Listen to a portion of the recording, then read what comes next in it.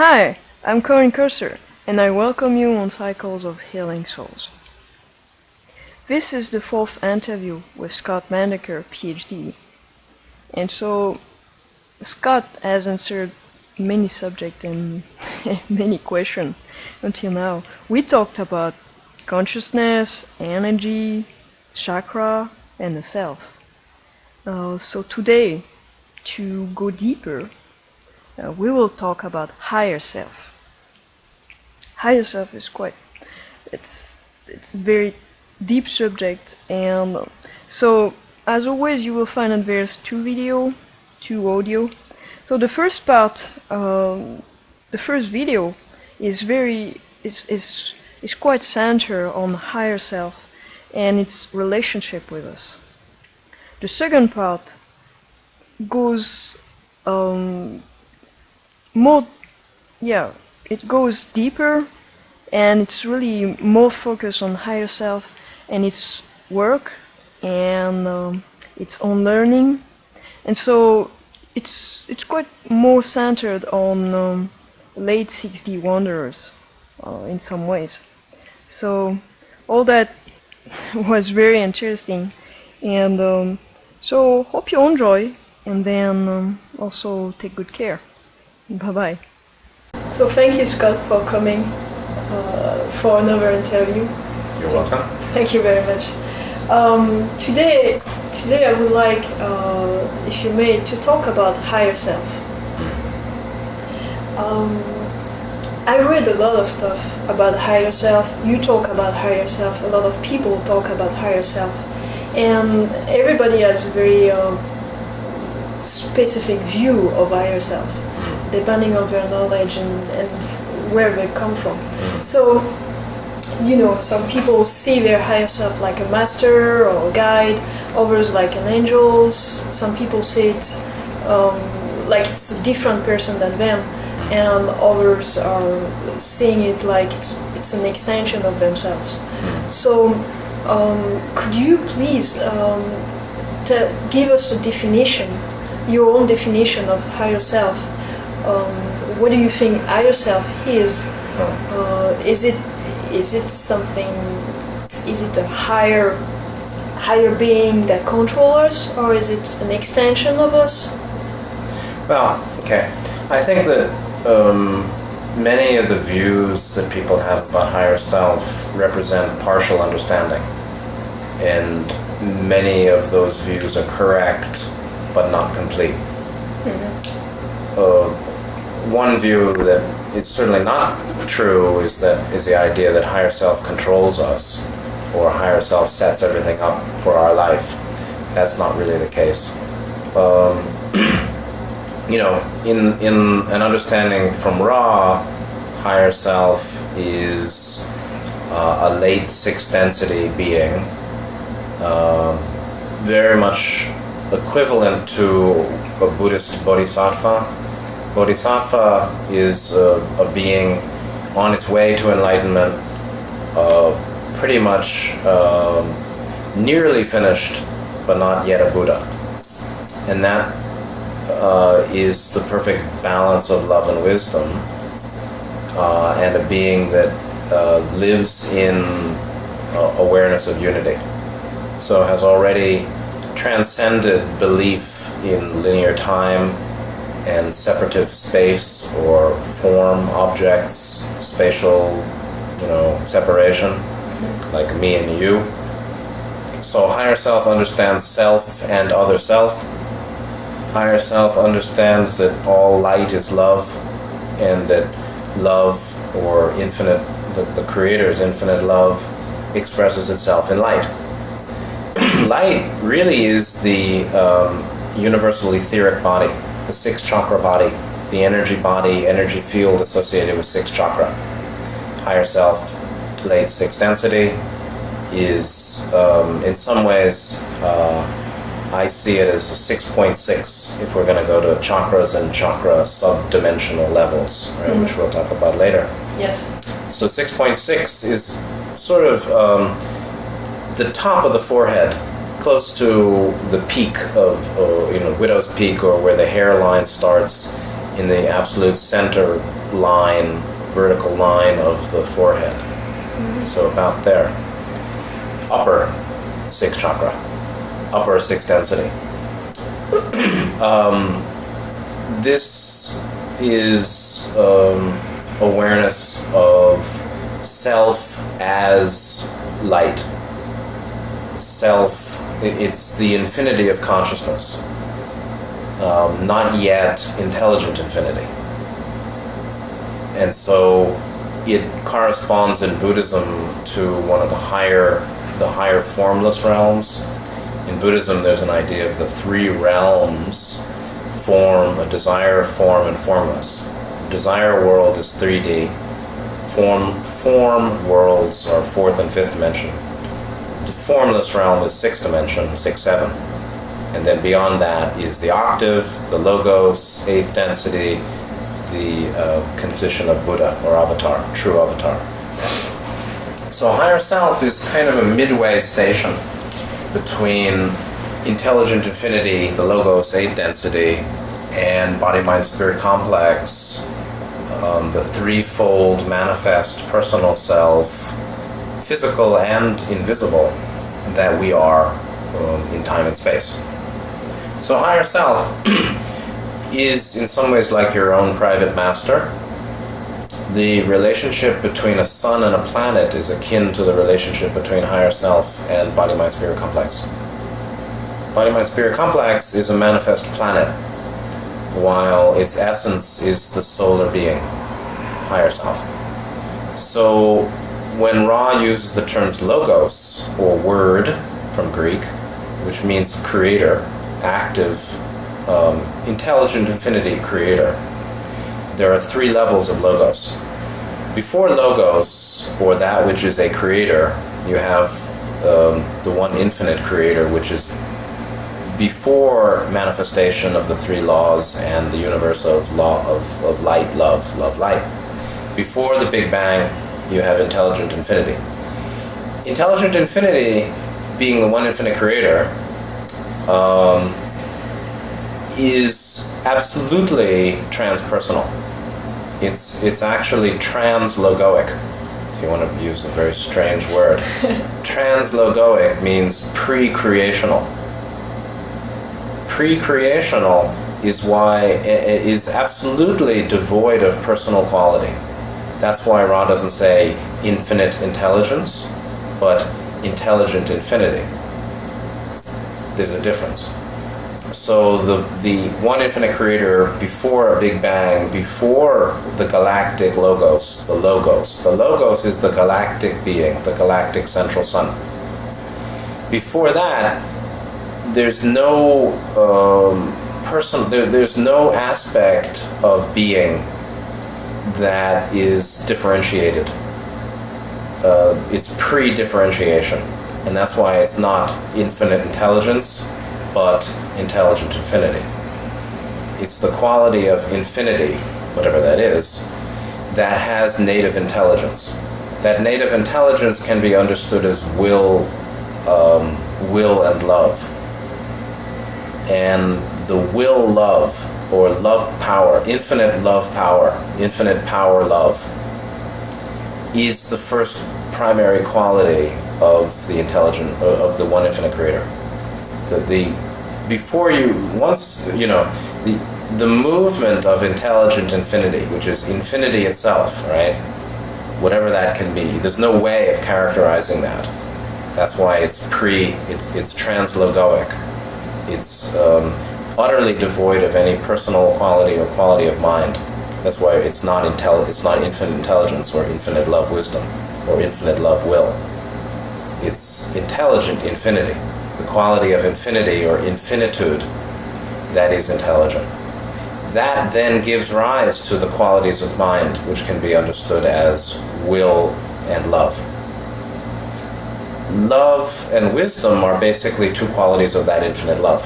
Love and wisdom are really the same thing, or two sides of the same thing. So light and love are two sides of the same thing, or the nature of all light is love, meaning vibration or energy, is fundamentally a quality of love, of the infinite creator. Love, it means sentience, consciousness or awareness. but before there is this expression of qualities of mind, personalistic type qualities, differentiated qualities of mind like will and love, which give rise to light. There's just infinitude itself, infinity itself that is intelligent. Then you have the logos, the galactic logos, central spiritual sun. Then you have the suns and the stars that come out of it, which are called sub-logoi. And the higher self is considered a sub-logos. So the higher self, even though we can think of it as our personal master or our true guide or the North Star, the center point, shining light guiding our path back to higher self, it partakes of the same infinity as does the galactic logos. Mm-hmm. So higher self is more tangibly a spark of infinity, infinite power, love power, more than body-mind-spirit complex. So there's a distinction between us in our manifest self, manifest sense of or being, separated being, apparently separated being, which is body-mind-spirit complex. The spirit complex is itself just energy fields, subtle energy fields around our body, interpenetrating and of higher dimension, of six-dimensional actually, that access higher self. But the higher self is a sub-logos, while body-mind-spirit complex is not. It's not you. We don't use, Ra doesn't use the term logos to describe body-mind-spirit complex, which means that there's a fundamental distinction between us in our manifest form as body-mind-spirit complex and higher self, which is a sub-logos. So higher self is the gateway to infinity. The gateway to higher self is fourth chakra, and the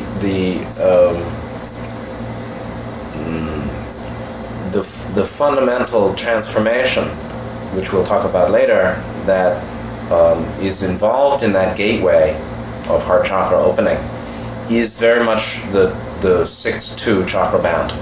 6 chakra, second chakra, which is where you get to your question, 6.6, 2.2, 2.6, 6.2, So later, when we talk about relationship between body, mind, spirit complex and higher self, the chakra band of second chakra, 6th chakra is really important. So higher self is a bodhisattva in the Buddhist sense, whose work is the exploration and perfection of awareness, still with a sense of self. Even though the higher self lives the law of one, 6th chakra, 6th density, the awareness of unity, there's still a sense of self. There's still an identification. There's some, basically, self is non-duality at that point. Here, we believe self is a separate body. People identify with body. I am this, I am a man, I'm a woman. Or I am me, I am my personality, I am these patterns of mind. That's real duality, or an experience of real duality. I am separate from you. I am separate from my past. There's me and my mind, and me and my thoughts, and me and the path, and this and that, right and wrong, up and down, left and right, better and worse. All of that dualistic thinking. Higher self is free of that, although higher self can experience that. But higher self, in some ways, is not finished because it takes unity as the self, rather than infinity beyond a self. It's not yet finished with the process of identification, of reflective identification. Reflective identification is the way by which a sense of self is formed. So here we can identify with body, or with mind, or with social position, or gender, or achievement, or failure, or patterns of mind.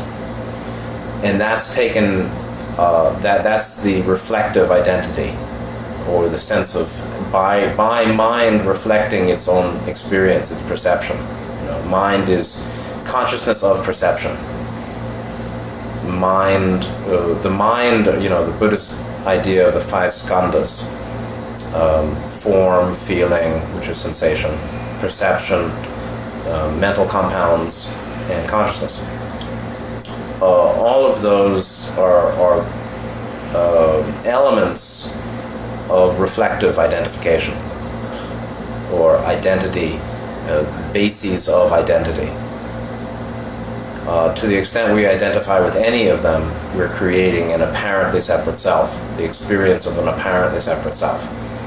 Or I perceive emotion, I perceive body, I perceive feeling or sensation or thoughts and memory, and I conceive a sense of self because I have reflectively identified with those elements of mind and created a sense of self thereby. Higher self does that for the experience of unity. Higher self is attached to unity. Higher self has the reflective identification believing itself to be unity, which is in Buddhism an attachment to emptiness. So, or an attachment to the infinity of consciousness.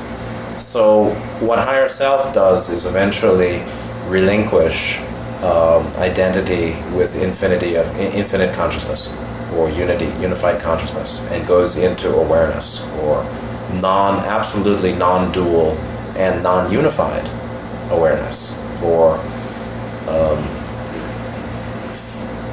basically any sense of reflective identification is finished. There's the perception of nothing, of freedom from grasping, freedom from identification. And then the higher self moves into the octave.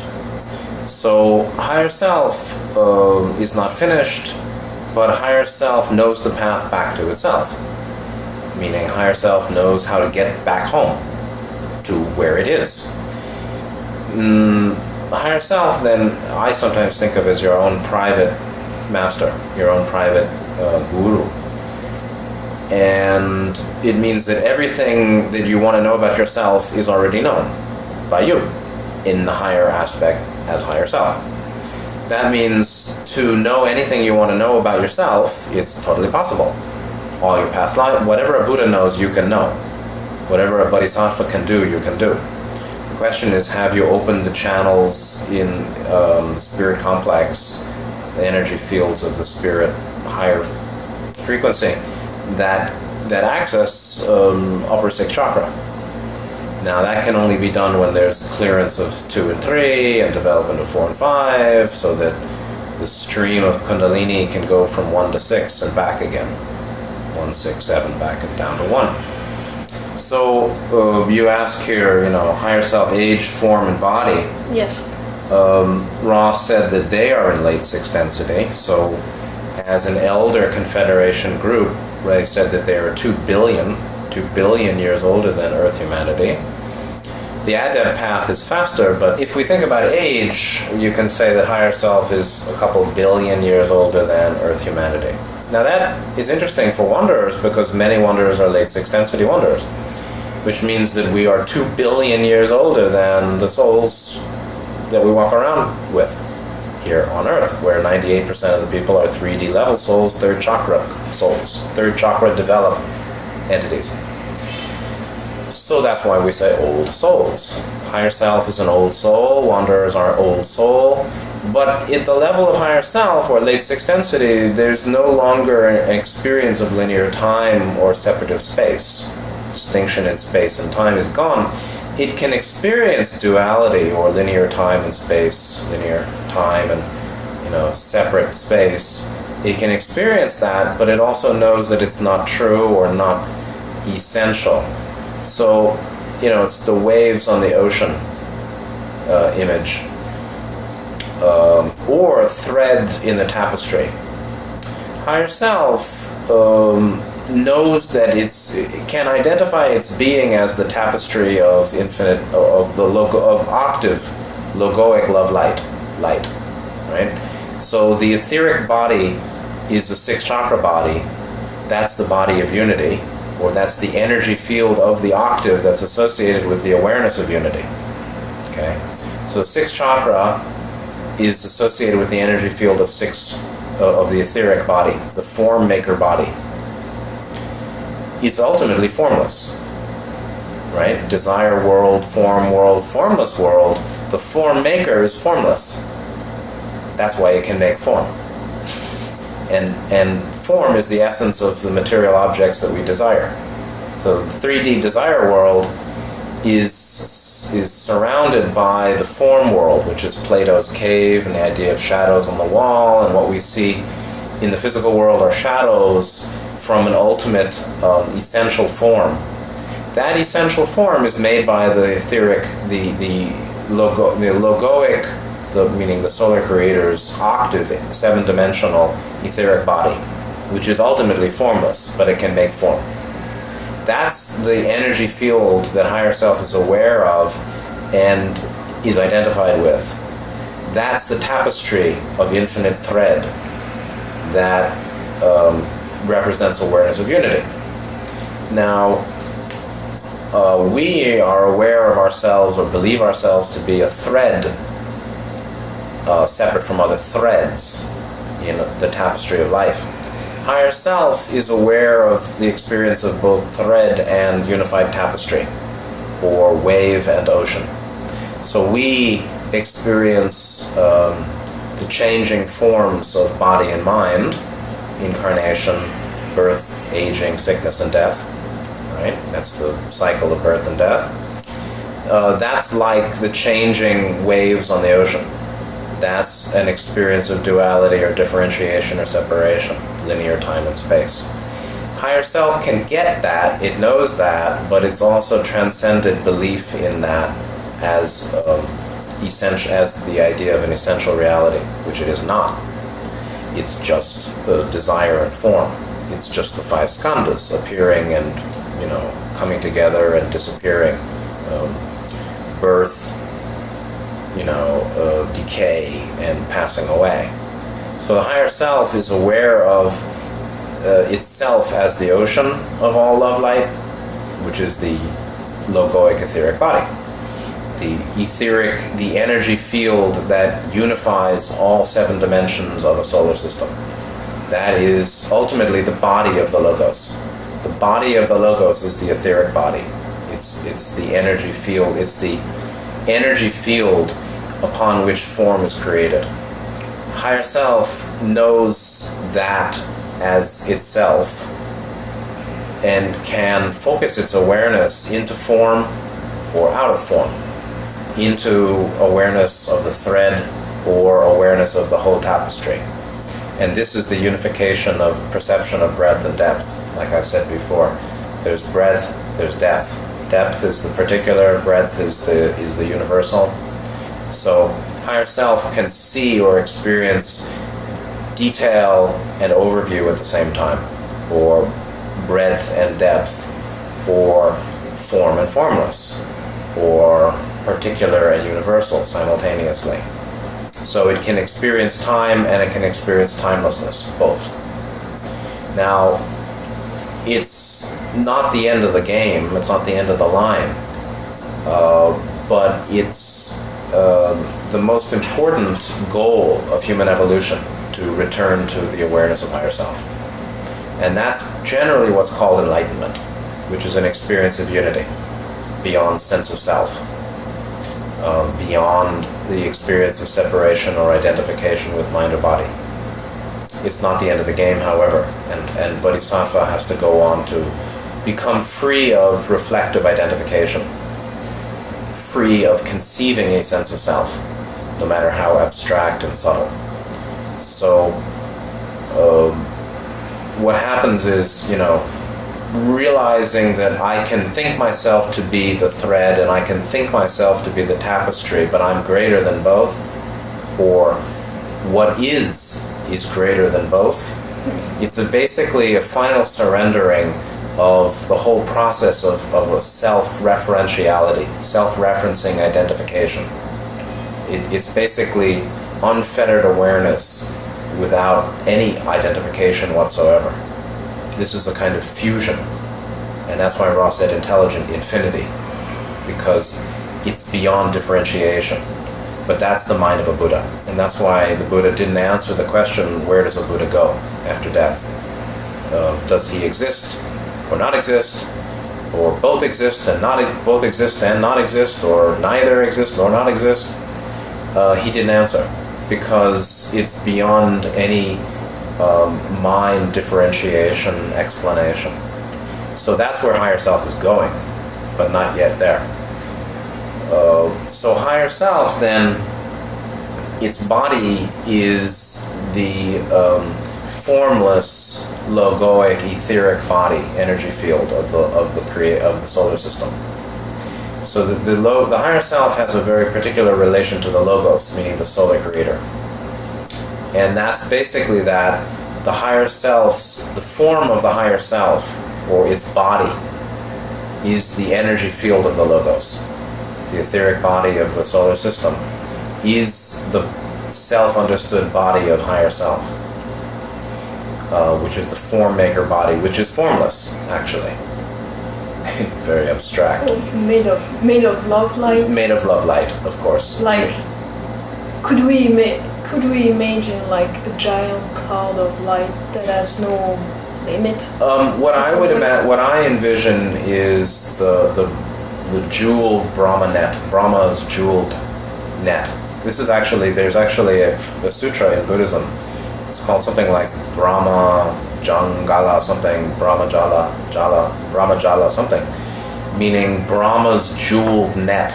And the Buddha actually described what he sees when he has sort of a vision of unity or infinity as an infinitely complex net of sparkling light. So when the Buddha opens his eyes and looks out in the world, he's seeing waves and fields and interconnected channels of sparkling light. That's a beautiful image. Yeah. So I think that's what the logoic etheric body looks like. Brahma's jeweled net, infinitely complex jeweled net of energy lines everywhere. And that upon those lines of energy form matter, or appear matter, as basically an obstruction, as an apparently obstructive diffraction of light. It actually is an obscuration of transparency. So that's the tapestry, the tapestry of incalculable love light that is the logoic etheric body, or six-dimensional body, which is not only six chakra or six dimension. It's from that level encompassing all other dimensions. So when you use the word master, our own master, I guess you use it in the way of a teacher, not in the way of control. Right? Sure. Master, master as in master student, not master slave. Mm-hmm. In Asian countries, China, Japan, the teacher is often called master, shifu, or roshi. There is some sense of dominance and authority associated with the term, the connotations. For sure, the connotations, reflect or resonate with the master-slave power imbalance negative relationship, or king and subject. Because there is an authentic power differentiation, meaning that the teacher knows more than the student, or higher self knows more than body, mind, spirit complex, even though they're ultimately one being. You see, we're not really separate from higher self in the same way that a planet is not separate from the mind of the soul of the sun. So, could we say that higher self takes decision for us to guide us in a direction that it feels suitable, or do you think that it helps to point the way and we make the decision and we agree with it? That all decisions that we take, good or whatever the choice we make, are still in accord, in agreement with higher self? Well, it's very much the relationship between guru and disciple, guru chela, meaning the more advanced the student, the closer to the heart of the teacher are they. the more advanced the student, the more responsibility for their own decisions they will have, and the more intervention the master can make. Yeah.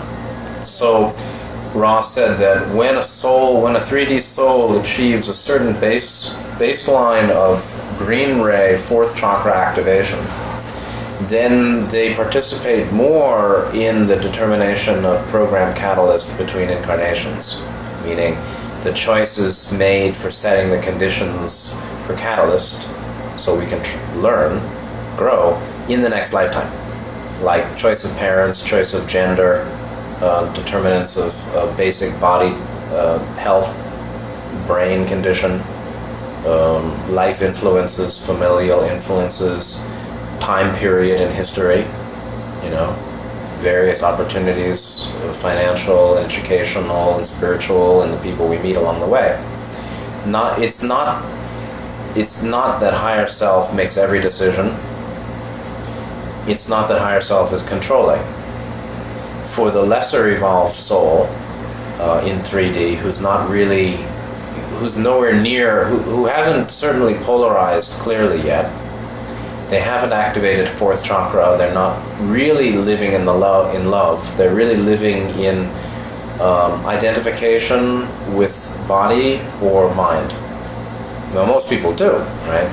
There's a me, and I'm a boy or a girl. That's gender, body identification, and personality identification. But people can have more or less green ray activation. So the more there is green ray activation, the more the person participates in the choices made before birth. The more, however, higher self can also be involved. So the higher student can take a more dynamic entree of higher self into the personal life. Likewise, the lesser evolved soul has many things decided by higher self as well, but it's not quite controlled. Higher self sets the parameters. We and higher self, for the more evolved soul, the higher self and the soul, which is in some ways a distillation of the learning of body-mind-spirit complex over multiple incarnations. Soul in Ra doesn't talk about soul, Buddhism of course doesn't, but I see soul as kind of a midway point between body-mind-spirit complex and higher self. So a soul in the Alice Bailey Theosophy material is a sort of temporary arrangement of devas in fourth density or fourth chakra, associated with a more evolved being, and as the result of incarnations. So there's a higher self. There's higher self in late sixth density. There's this temporary kind of synthetic arrangement of angelic energies at fourth chakra or fourth dimension, which is the source of body, which is sort of the resting spot for body, mind, spirit between incarnations, or is what is the sort of temporary identity that's associated with learning from multiple incarnations that eventually gets resolved back into higher self. But soul consciousness, or the essence of the body-mind-spirit complex, interfaces with higher self more or less depending on its development and how much it's learned through its incarnations. But higher self doesn't make decisions other than setting those parameters for which catalyst will be experienced. Many people mistake guides or angelic entities or inner plane helpers for higher self, but it isn't. Higher self has better things to do than to tell a person trivial information. However, if you're looking to understand the nature of your blockages, the purpose of catalyst, why am I sick? Why did I have that family? Why do I have this gender body? Why did I have those painful experiences or trauma? Why did I meet this person? What's the hidden purpose for these experiences? How can I move through my blockages? How can I bring love and acceptance to the situation? What's the learning here in terms of wisdom or discernment that I can glean from making the best of this challenge? These issues of development of love and wisdom, which is the clearing of second, third chakra blockages, that's the province of higher self's teaching. That's the main guidance that's offered by higher self. Higher self, then, as late 6 density, will help you work from 3 to 6. So the pathway between third chakra or second chakra, third chakra blockage, the pathway to late 6 chakra is the pathway developing love and wisdom, which is like 4th and 5th density, as applied to learning, the efficient use of catalyst. That's Ra's phrase. So higher self can help with all essential self-understanding and all essential self-healing, and provide the basis of guidance for us to make sense of our life and to make deep peace with ourselves. Deep peace. So for higher self to be able to guide us and help us with some very important self-development, does that mean that higher self is able to see all incarnations? Yeah, higher self can see the past and the future. Higher self really is outside of time. And so the higher self knows our future lifetimes too. And that means you can know your future lifetimes too, because you're higher self, or your essence is higher self. So, every major dynamic of the evolutionary path from third chakra, third density to 6th density already exists, because future is extant, extant, is already extant, it already exists now. Yet, too, in our time and space experience, we do make choices, or we think we're making choices, that does affect our future too, and the past. So everything you do now is changing the dynamics of the future, and yet the future has already occurred. So what Ra calls it true simultaneity. So higher self lives in this true simultaneity, where there's sort of if you think of the tapestry, a great tapestry, and then the multiple countless threads of color, right? If you point yourself on any one thread, you're only at one point in its linear existence, where if you go to the left, it's like the past, and you go to the right, it's like the future. But if you stand back from it, you see that the whole thing already exists. However, there is change, there is apparent change, or an experience of change, and so it's a shimmering tapestry. It's not unmoving. So it's basically non-dual causality. It's basically non-temporal, non-dual causality, meaning it's non-dual vibration. The tapestry is shimmering, but it doesn't. So it's changing and not changing. It's a little strange, and I can't explain it perfectly either.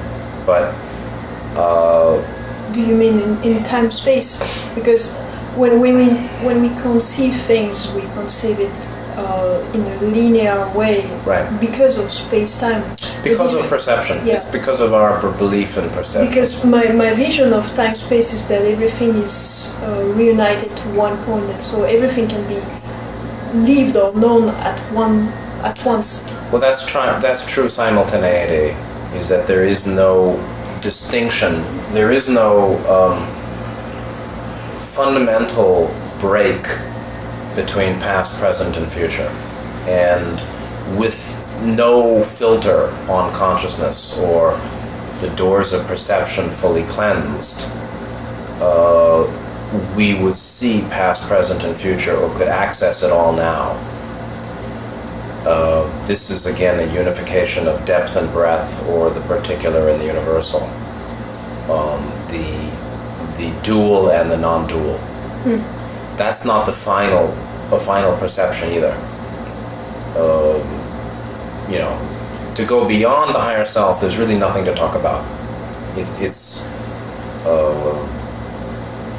basically freedom from belief in duality and unity. It's a plunge into infinity. But for the higher self, it is basically our unchanging, relatively unchanging guide, center point, light, or Polaris, North Star, kind of guiding light, for multiple incarnations in third and fourth and fifth density. And the higher we develop, the more higher self can participate, but also the more responsibility we take ourselves for decisions. But higher self is very much not involved in controlling, so it's not controlling. However, it's ultimately the source through which major karmic adjustment occurs too, right? So Ra talked about Roosevelt and said that Franklin Roosevelt was very positive, but became distorted towards power aggrandizement, and that's why he got polio. So the rest of his life he's in a wheelchair, and that put a brake on his power aggrandizement, service to self tendencies, which were depolarizing because he's a positive soul, positively oriented soul. Now that decision to come down with polio was from higher self. It's karmically allowable because the soul, Franklin, was depolarizing and going off of his path. And so this is often the way we look at misfortune or harsh catalyst. We say it's a punishment, and we feel, self-pity, or we feel frustrated and angry or unhappy, but it's the best thing for us. Now, that doesn't mean, evil oppressors are good. It just means that the harsh and cruel catalyst that comes in life serves a higher purpose, normally for karmic readjustment or rebalancing, orientation readjustment, or readjustment of direction of mind, yes, or the usage of will. To reassess our position and make it clear if we really want to go into this direction or not. Something like that. We get a new view with new conditions. We could get a new view. It's a catalyst through which, by limitation, or by loss, or by restriction, there's a pause in us rushing down the wrong road. And that's, done by the cooperation of higher self. A negative entity may be the one who delivers the trouble, or your house burns down, or, the motorbike hits you on the street, or whatever. But all of those things occur under the watchful eye of higher self. And so the greater a person's virtue, the less they need misfortune. If they're on the positive path and they're not developing virtue, the more susceptible they're going to be to misfortune, or quick and cruel, harsh catalyst, meaning, what we don't like, what to call bad fortune. So that's administered by angelics, elementals, maybe humans involved in the relationship or situation, but it's basically under the guidance or supervision of higher self who's watching. Same kind of thing when lightning strikes one house and not another. It's the karma of the people who lost their house to get the lightning strike, and not the karma of the people next door who didn't. The forest fire burns down, half the neighborhood and the other half remains. It's just not the right karma for the people to get, their house burned down while the people next door did. It's not a good and bad thing, but it's karmic readjustment. When you talk about karma, could we say it's kind of unbalance in energy that attracts some kind of energy to rebalance it? Yeah, I mean, there are two aspects of, first of all, karma is an eighth density matter, okay? So the lords of karma are Buddhas in their own right, and they are at the level of the guardians, and so their consciousness or their awareness is way beyond higher self. So I, can't explain their mind very well. But it seems to me there are a couple of aspects of karmic processing. There's a lot to say, and I understand very little, but there's a mechanistic aspect and there's a consciousness aspect. So you've got, light, you've got love, right? You've got energy, and you've got mind, or form and body and mind, or the dynamics of energy and the dynamics of change in consciousness associated with karma. To some extent, karmic rebalancing or karmic return is an energy rebalancing. There's an energy adjustment for sure. So let's say the example of the Buddha himself, Gautama, who got a thorn in his toe. And the people around him were shocked. Gautama, how could you get a thorn in your toe? We thought you were the perfect Buddha, Yeah. And he said, well, 6 lifetimes ago I killed some guy. Which is very shocked when we hear, oh, the Buddha killed somebody. We feel like it's kind of a perfect guy. Right. And so we have, fanciful idealizations of greater beings. And that we can talk about later in terms of Ra's being naive and working on Earth and with the Egyptians. It's funny, it's like you can find guys who are really enlightened. They know about emptiness, they know the nature of mind, they're beyond duality, they're beyond any sense of self-identification. But they're very confused about things that are happening in Western culture. They just don't know it. It's too distorted for them. They're not distorted enough to understand those dynamics associated with distortion. So Gautama got the thorn in his toe and said to the people, it was just because I killed this guy, 6 lifetimes ago. Now, the Buddha said karma is like a salt, the salt-related sutra there. For ordinary person, karmic return, karmic balancing or flow is like a teaspoon of salt in a cup of water. For the Buddha, for an enlightened being, karmic flow and return is like a teaspoon of salt in the ocean. The Buddha didn't need to be killed or shot or stabbed by somebody. All he needed was a thorn in the toe. But it was necessary. It didn't happen by accident. It happened by necessary karmic return. There was another adept, Mahamoggallana, who was the foremost magical adept of the Buddha Sangha, one of the 2 chief disciples. And he was murdered by a group of angry townspeople for some reason, way after he became an arhat.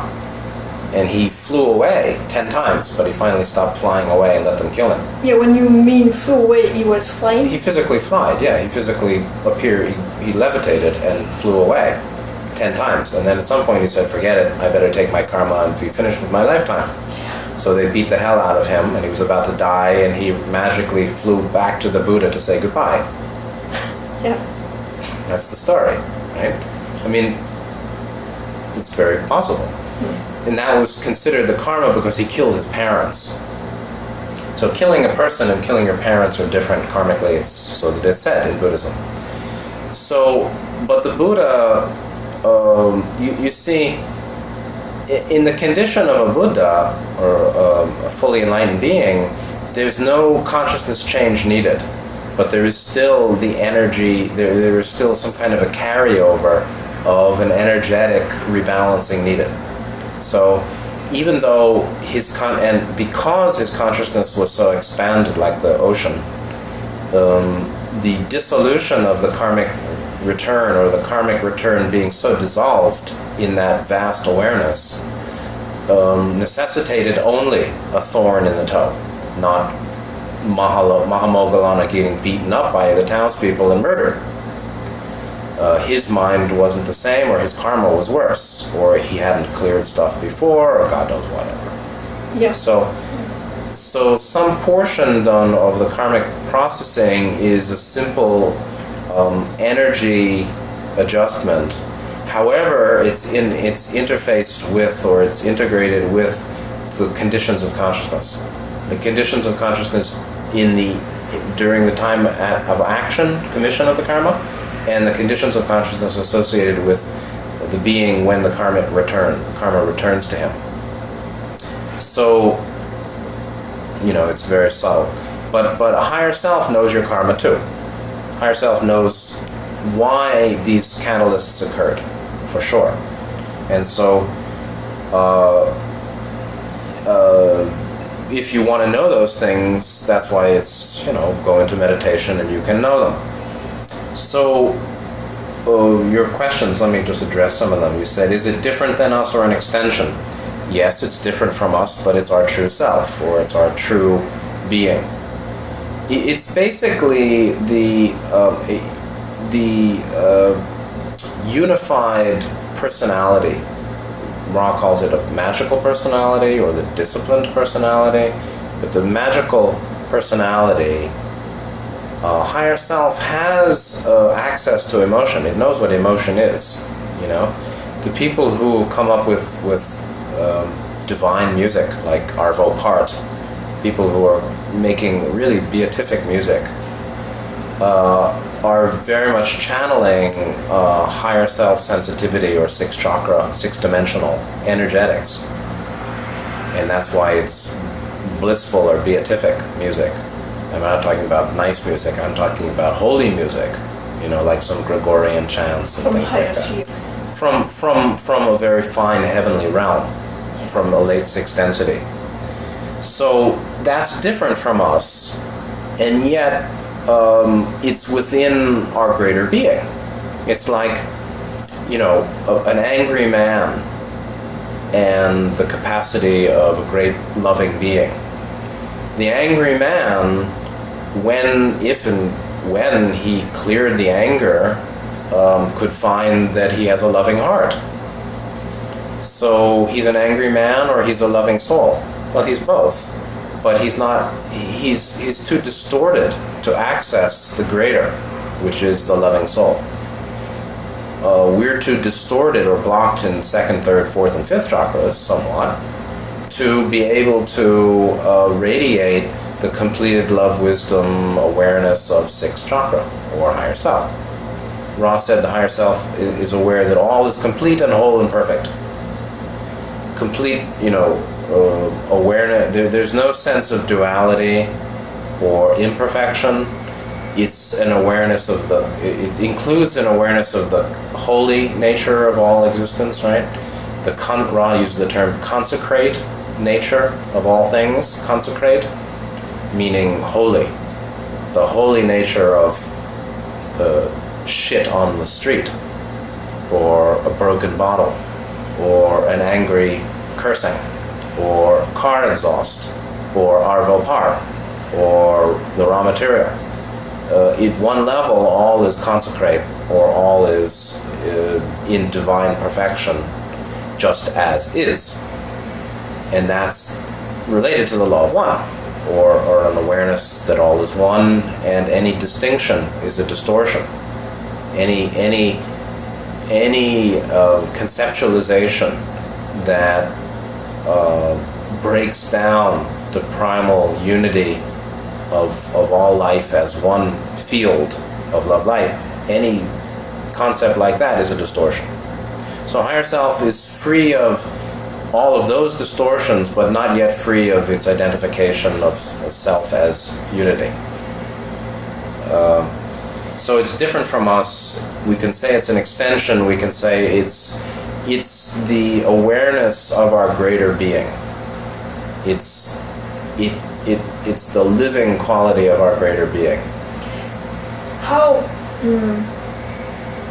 how can we see the manifestation of higher self in our daily life? Do you think that it's possible to say? Well, in some ways, you wouldn't have a daily life if it wasn't for higher self.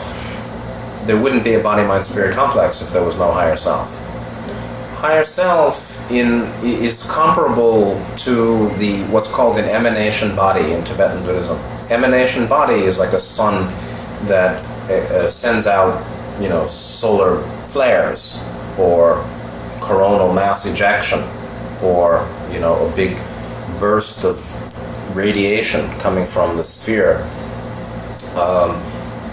The emanation of higher self is body-mind-spirit complex. So the fact that we exist, the fact that we have a sixth chakra, the fact that we can talk about these things is evidence of higher self. But that's pretty subtle. But there's no, tangible proof of higher self. Either in some dreams, in certain kind of profound, a noumenal dream, like Jung talked about, Carl Jung, talking about the self. He talked about the self archetype. Dreams of real contact with a higher self or with a great master, great being, can be direct contact with higher self in the thought form level, higher levels of mind in sleep. But in general, our existence is the manifestation of higher self. But that's too subtle, Yeah. for any kind of proof. So could we say that we are a fraction of higher self that doesn't remember we are higher self? Yeah, sure. We are a manifestation of higher self forgetting itself, or we are the shadow of higher self believing, in limitation and separation. And so that's why the more we remember what we are, the more higher self can shine through us, like you said, sometimes. Yeah. So that it can really have more endurance, intervention. Right. Yeah, again, what's the path from here to higher self? That's the path of clearing the lower chakras and developing fourth and fifth and developing the access and the contact with sixth. That's the path to higher self. The path through higher dimensions, dying in third, going to reborn in 4, and then into 5, and then into 6, that is the path of energy up the spine from third, second chakra up to the sixth ray in the forehead. Right? That's the same path. And so the way to contact higher self is basically to do the work of self-healing and balancing and development of love wisdom. And meditation is the means of activating the contact with higher self par excellence. Because science talks a little bit not about higher self, but I heard many years ago that we were using like 7% of our brain. And if we compare brain to maybe our soul or higher self, we could say that what we use and what we think, if we use until 7 or 10% of our brain, it's actually 7 or 10% of our abilities. Yes. Let's say. Yes. So that's in the human concept, because actually we cannot quantify what is higher self. Well, you can't quantify unity. Unity, all is one, includes all, understood as one life. You can't quantify at that point. It's non-duality, so it's non-differentiating, non-differentiated. Higher self is that small, still voice in the deep mind, and it's the hierophant or the charioteer. So. But by meditation, and mainly by self-purification, and then very much also in higher service to others, like what we're doing here, right? I'm trying to discern and download and articulate principles of cosmic plan and soul evolution.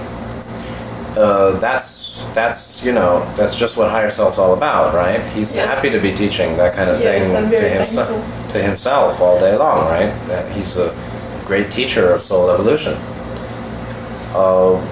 And so time spent with a real teacher, spiritual teacher, or in meditation and real communion, opening with trust, opens the channels. And again, qualities of higher self include forgiveness, unconditional, absolute forgiveness, which is a blend of loving acceptance and wisdom, and fair responsibility, which I talk about as the elements of self-healing, spiritual self-healing. Higher self also has what we would call full magical ability. So the adept who can do healing, crystallized healer like Jesus, or beings with great power like Nityananda are accessing, the powers, the relatively unlimited powers of mind of higher self or late sixth density.